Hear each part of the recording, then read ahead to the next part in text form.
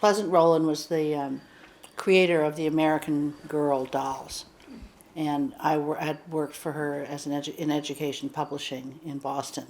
And actually, she had been my mentor teacher when I first started teaching at Marine Country Day School in California. And we became friends and stayed friends all the way through. I think she gave $100,000 when we had to redo the parking lot and stuff at Austin and the entryway, or 200,000, something like that. So yes, it was huge, at that point. There was a meeting of the 2B Capital Campaign Committee. And I think it was Tonya and myself and Melanie and Leland Smith, and everybody was just throwing ideas around. And somebody said, well, why don't we build our own school, our own home? And when Tonya stopped laughing, the conversation got back on. It was sort of like, are you kidding? And then somebody thought, well, how much could we raise?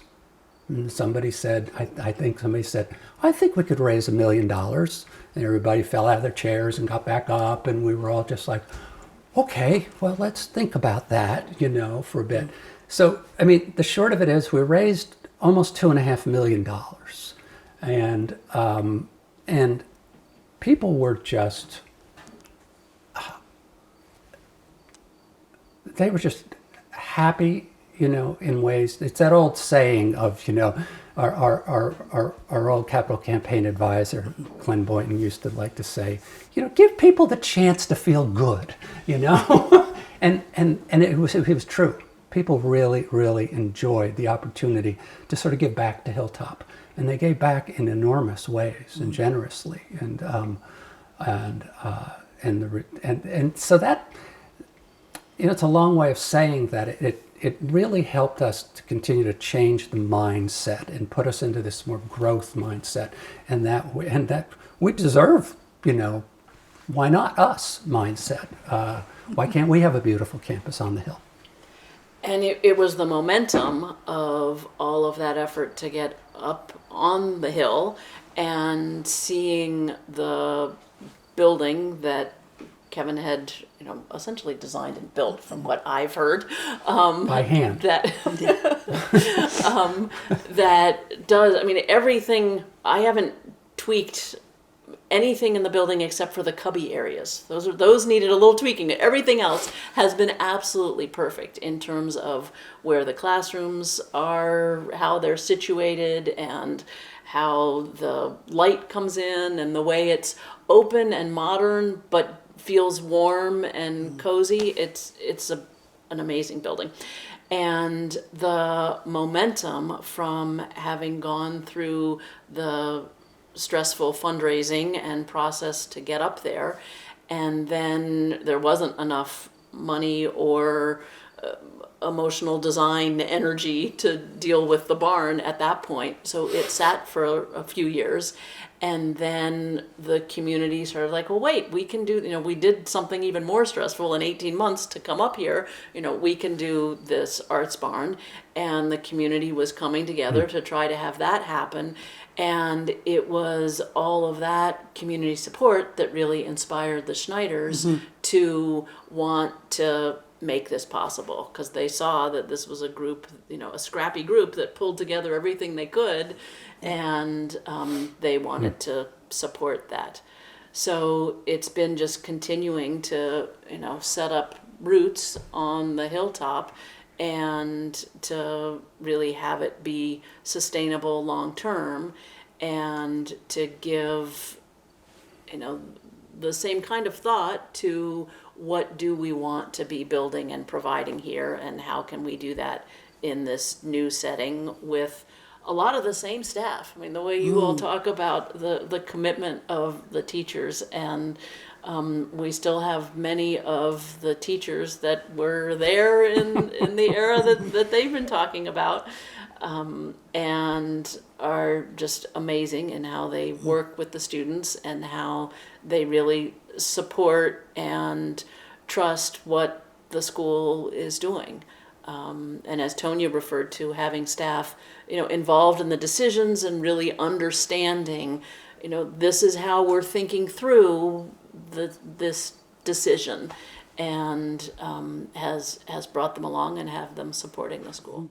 We were raising money to build the building, which had been forced out of Austin in a rapid, given a year or something? 18 months. 18 months.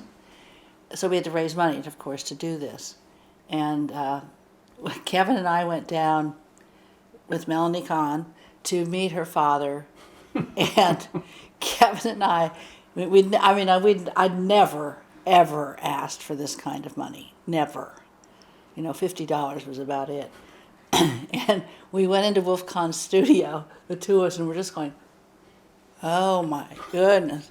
There were hundreds of paintings. Hundreds. I said, 3 of these would build our building, Just give us 3 of them and we'll sell them and we'll build the building.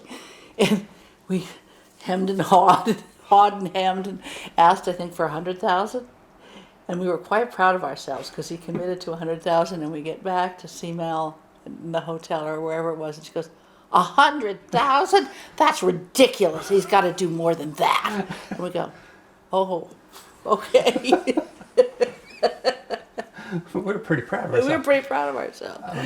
And then the bigger one was the Snyders, and I was I think 2 weeks in my interim year before Tamara joined, and the Snyder grandparents came up and had heard about this arts barn, and I walked through what was the garage barn then, where we stored everything, and it was, the thing was a mess. It was just falling down and just a storage place. And she's striding along, Susan, and saying, well, so how much do you think it will cost to do this? And I said, well, I think we're looking at $750,000, because I think that's what Sarah had told me, whoever. And she said, no, it's going to be more than that. And I think that year she just wrote a letter and said, here's $750, and if you need more, just come back. And I was like, whoa. So then Tamara moves in on the Snyders, and they really did help put the school on the map. They were amazing. So they committed to doing whatever was needed for building the arts barn, which has a gymnasium and a black box theater and a sound and light booth that the middle schoolers get trained in so they can do it for the theater productions, and a music room. And our music teacher, Jay Cook, has been with the school for decades. And when we were designing it, he was like, oh, I'm fine here. But he loves having a music room where he can keep his instruments, doesn't have to carry them back and forth in his car to home. And it's a wonderful building. But when they committed as a couple to funding to build that, they also said that they understand that having a small organization have a new building is sort of saddling them with the long-term maintenance and upkeep of the building. And so they wanted to help with that expense. They also didn't want to just be supporting a building, but wanted to really help to level the playing field and allow more students to be able to access Hilltop. So they also at that time committed to $100,000 a year into our annual budget in perpetuity. So initially we didn't have expenses to do that, so it got added to Tonia's rainy day fund for the first few years and started to build up. And then the board with me determined that, well, their intent was for this money to be being used. So we needed to start using it to support an index tuition program that would allow more families to be able to access Hilltop. And then Sue Schneider also didn't like nonprofits having mortgages. And so a couple years later, they paid off our mortgage, which freed up another $70,000 in the annual budget. So having this flexibility to the budget had us move a little bit away from the days that Kevin was referring to, where you really had to, move one thing to another space, because we had a little more cushion. So we could bring on the learning specialist and support more families and add some benefits for staff and up the retirement contribution and do some things that really were supporting all of the community with this extra funding that the Schneiders had made available.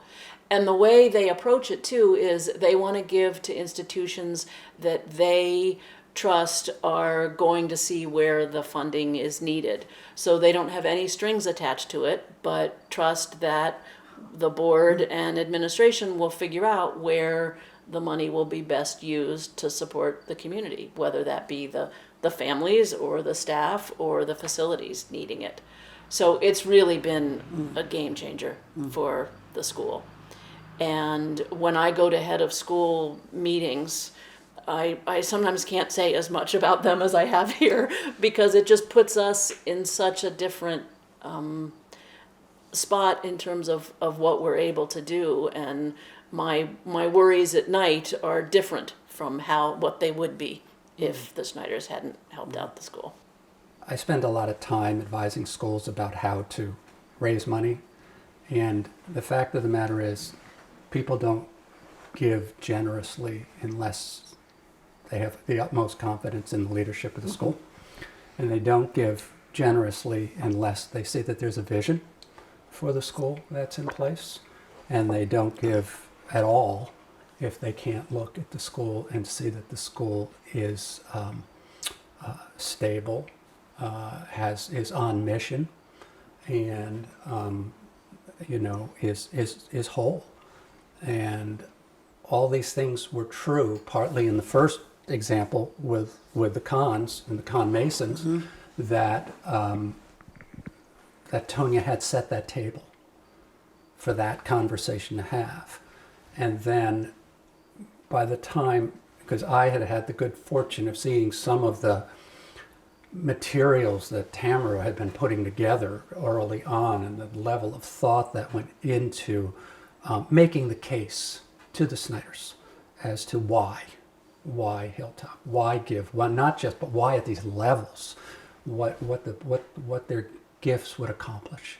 And so it takes two to dance here when it comes to this kind of success in philanthropy, and because money just doesn't come to you if you don't have your act together. And Tamara really cultivated and stewarded those gifts. Absolutely. In so that they were actually seeing that they were now part of a mature and maturing school, and their gift could make a difference because it was in good hands.